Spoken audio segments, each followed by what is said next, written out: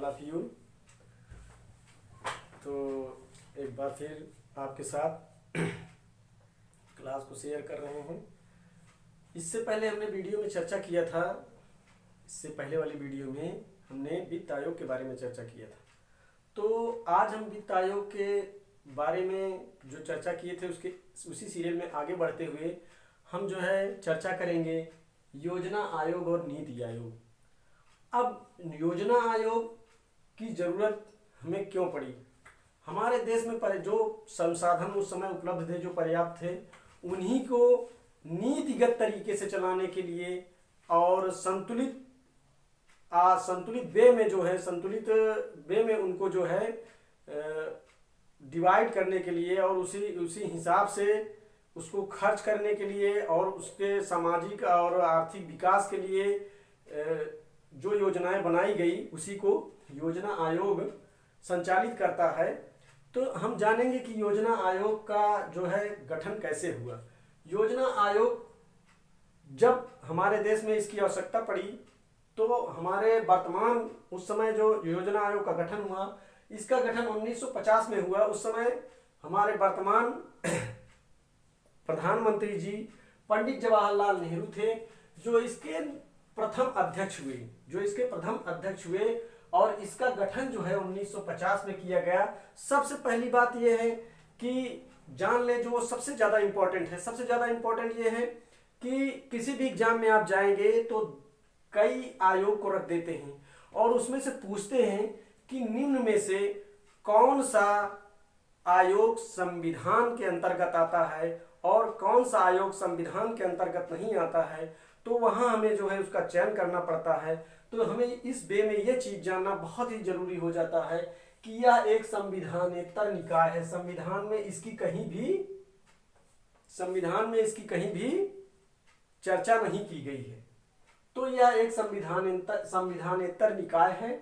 और आगे चलते हैं तो इसके जो प्रथम उपाध्यक्ष थे, जो अध्यक्ष थे, वो तो भारत का योजना आयोग का अध्यक्ष जो होता है, ये भी जान लीजिए, कभी कभी ऐसे ही पूछ लेता है कि योजना आयोग का अध्यक्ष कौन होता है।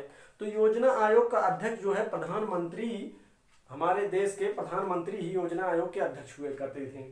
तो उस समय वर्तमान में हमारे जो प्रधानमंत्री जी थे वो पंडित जवाहरलाल नेहरू जी थे और वो जो है इसके अध्यक्ष थे।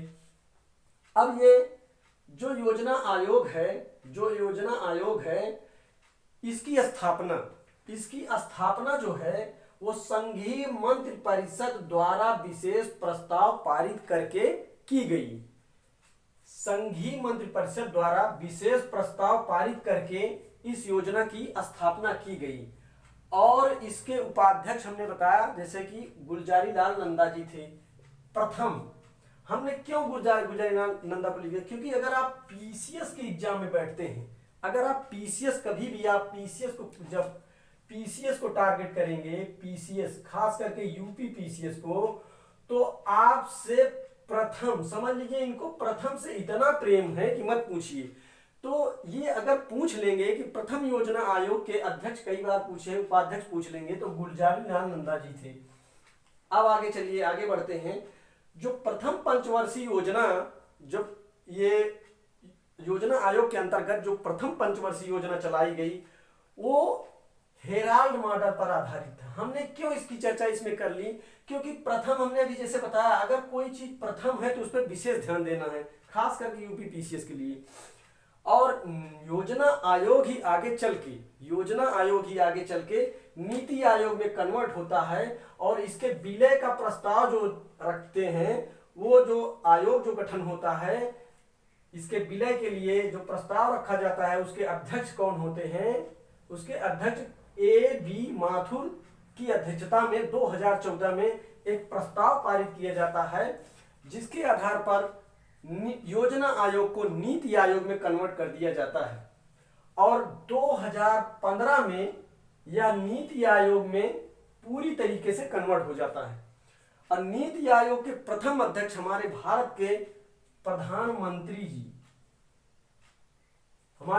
प्रधानमंत्री जी ही होते हैं। उस समय नीति आयोग का जब गठन हुआ, उस समय हमारे भारत के प्रधानमंत्री माननीय पीएम नरेंद्र मोदी जी थे, जो अभी भी वर्तमान में हैं, वो इसके अध्यक्ष हैं। और नीति आयोग के प्रथम अध्यक्ष भी हैं।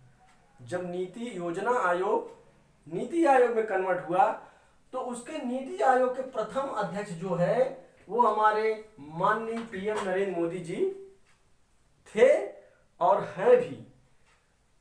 प्रथम उपाध्यक्ष जो हैं वो अरविंद पनगड़िया जी थे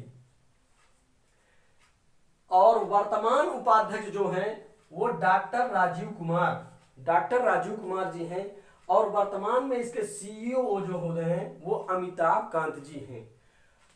और ये देख लीजिए कि जो उपाध्यक्ष होता है, जो नीति आयोग का जो उपाध्यक्ष होता है वो कैबिनेट मंत्री के समकक्ष होता है।